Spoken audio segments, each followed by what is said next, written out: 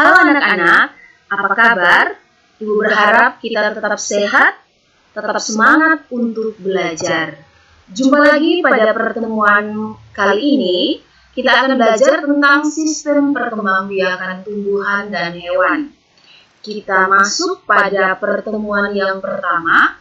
Kita lihat dulu indikatornya. Yang pertama, menjelaskan perkembangbiakan aseksual pada tumbuhan. Yang kedua, menjelaskan perkembangbiakan seksual pada tumbuhan.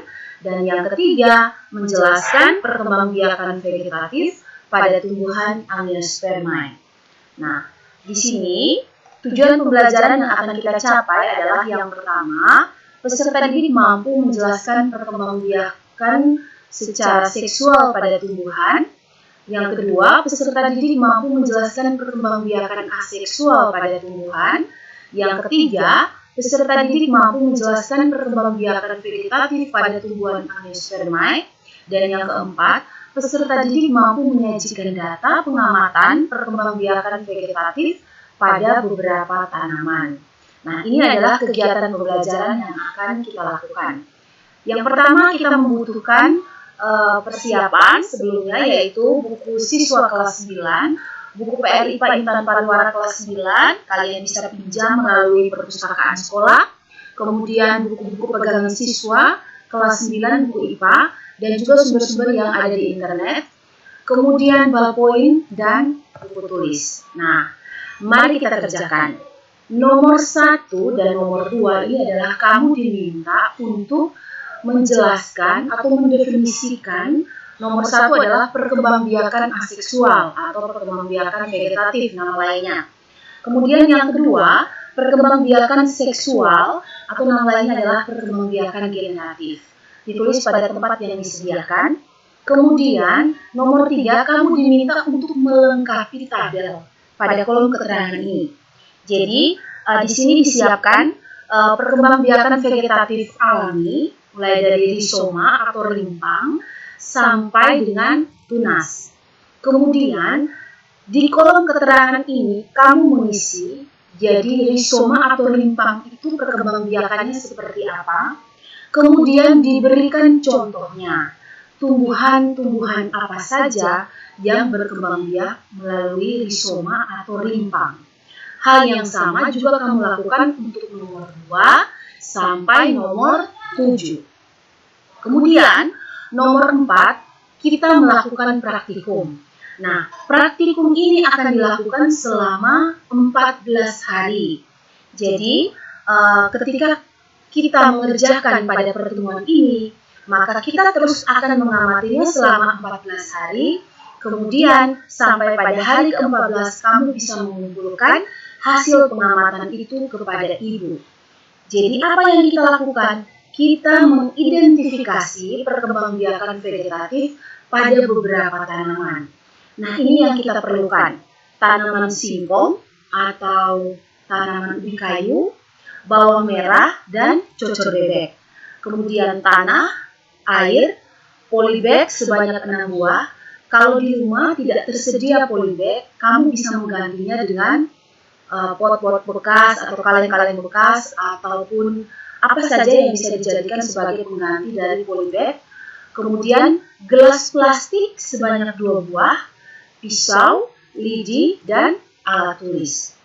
Apa yang kamu lakukan? Nah, ini ada nomor 1 dan ada nomor 2. Nomor 1, ini adalah perlakuan terhadap tanaman singkong dan cocor bebek. Jadi, kita masukkan tanah ke dalam 6 buah polybag dengan ukuran yang sama. Lalu kita potong 3 bagian dari daun, batang, dan akar dari tanaman singkong dan cocor bebek. Lalu kita tancapkan masing-masing bagian ke tanah ke dalam polybag yang berbeda-beda. Jadi 6 polybag itu diisi dengan daun, batang, akar dari tanaman singkong, 3 polybag. Kemudian 3 polybag lagi diisi dengan cocor bebek, tanaman cocor bebek, jadi daun, batang, dan akar dari cocor bebek. Kemudian kita lakukan penyiraman secara rutin dan amati dengan cermat bagian tumbuhan tersebut setiap hari selama 2 minggu. Jadi selama 2 minggu kamu melakukan itu, jangan lupa setiap kali mengamati, kamu juga mengambil gambar. Kemudian kamu catat hasil pengamatan di dalam tabel. Nanti Ibu jelaskan cara pengisian tabelnya di bawah. Itu untuk singkong dan cocor bebek. Kemudian yang kedua adalah perlakuan terhadap bawang merah. Nah, bawang merah ini masukkan air ke dalam gelas plastik dengan volume yang sama. Jadi perhatikan gambar ini. Ini adalah gambarnya, ada 2 buah gelas plastik. Kita masukkan air dengan volume yang sama. Lalu kita pisahkan bagian daun bawang merah dan umbi bawang merah. Jadi daunnya ini, kemudian ini umbi dipisahkan. Lalu kita tusuk seperti tusuk umbi dan daun bawang merah menggunakan lidi. Dan letakkan pada gelas plastik sebagaimana dan dengan sebagian tanamannya terendam air. Jadi kita tusuk, lalu kita letakkan sampai kira-kira air itu kena dengan umbi batang dan juga kena dengan daun dari bawang merah ini. Nah, ini perlakuan terhadap umbi bawang merah dan daun bawang merah. Nah, amati bagian tumbuhan ini setiap hari selama 2 minggu. Kemudian kita catat di dalam tabel ini. Jangan lupa ketika kamu mengamati, kamu harus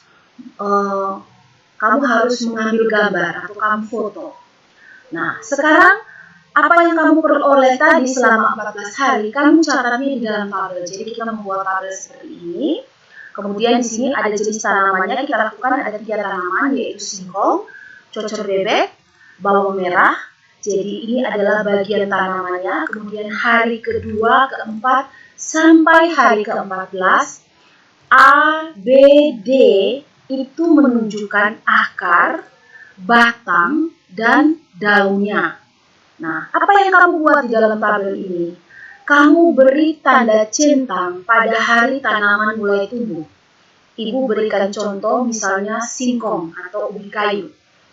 Pada hari ke-6, akar, batang dan daun ini, misalnya pada akarnya mulai tumbuh tunas, maka kamu pada batangnya mulai ada muncul tunas.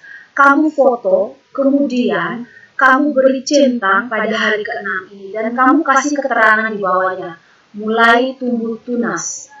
Nah, kemudian dilakukan terus. Besok hari ke-8 misalnya, pada hari ke-8 ini tunasnya itu mulai muncul, ada daun, tunasnya menjadi lebih besar, daunnya lebih besar sedikit.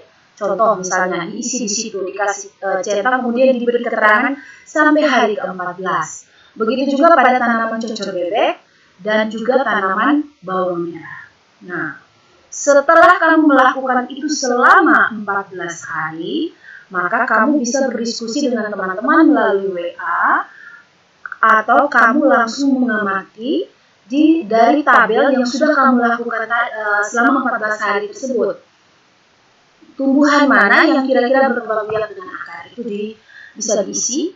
Kemudian tumbuhan mana yang dapat berkembang biak dengan menggunakan batang, dan tumbuhan mana yang dapat berkembang biak ini sama ya. Tumbuhan mana yang dapat berkembang biak dengan batang, akar, batang, dan tumbuhan mana yang dapat berkembang biak dengan daun. Nah, kemudian jadi ini akar, batang, dan daun. Nah, kemudian yang berikut diisi apakah ada tanaman yang tidak tumbuh, apa penyebab tidak terjadinya pertumbuhan pada tanaman yang kamu amati. Lalu berdasarkan seluruh aktivitas dari hari pertama hingga hari ke-14, kamu bisa mengambil kesimpulan dan dibuat pada tempat yang tersedia ini. Nah, setelah hari ke-14 itu, silahkan seluruh gambarnya beserta jawaban tabel ini dikirimkan ke Ibu. Kemudian, nomor 5, ini adalah perkembangbiakan vegetatif buatan. Apa itu perkembangbiakan vegetatif buatan? Dicatat, dipelajari, kemudian dicatat. Kemudian, perkembangbiakan vegetatif buatan itu, ini terdiri dari cangkok, merunduk, dan stek. Kamu beri gambaran cangkok dan tahapan-tahapan cangkok itu seperti apa, merunduk juga bagaimana, dan stek itu yang bagaimana. Digambarkan pada kolom keterangan ini. Kemudian nomor 7 adalah manfaat dari perkembangbiakan vegetatif buatan. Kira-kira manfaatnya apa? Lalu ada istilah pemuliaan tanaman pada nomor 8. Apa itu pemuliaan tanaman? Silakan dituliskan pada kolom yang disediakan ini. Lalu yang berikut, nomor 9 adalah nomor terakhir pada pertemuan yang pertama. Nah, ini contoh teknik dari pemuliaan tanaman, contohnya adalah menyambung atau mengetem dan menempel atau okulasi. Nah, kamu bisa mencari jawabannya di buku yang tadi sudah kamu siapkan, atau majalah, koran, artikel, atau juga bisa melalui internet. Setelah itu kamu isi pada kolom di bawah ini. Silakan diisi kira-kira menyambung itu seperti apa, tahapan-tahapannya bagaimana, dijelaskan pada kolom ini. Kemudian menempel atau okulasi juga sama, dijelaskan tahapannya seperti apa, dijelaskan juga di dan diisi pada tabel yang disediakan. Oke anak-anak, untuk pertemuan pertama, materi tentang sistem perkembangbiakan tumbuhan dan hewan kita sampai pada nomor 9. Tetap semangat, sampai jumpa pada pertemuan berikutnya. Tuhan memberkati.